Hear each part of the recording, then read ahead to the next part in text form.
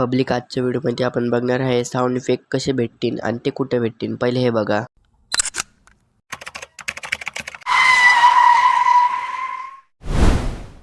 हे सर्व sound effect आपल्याला कॅपकट ॲप्लिकेशनमध्येच भेटणार आहे. जर तुमच्याकडे कॅपकट नसेल तर कमेंट करा कॅपकट. मला कॅपकट ओपन करून तुमचा एक व्हिडिओ सिलेक्ट करायचा आहे. त्या व्हिडिओला तुम्हाला साऊंड इफेक्ट्स टाकायचे आहे. त्याला व्हिडिओ सिलेक्ट केल्यावर तुम्हाला ॲड ऑडिओवरती क्लिक करायचे आणि त्यावरती साऊंड इफेक्ट्स म्हणून ऑप्शन येईल.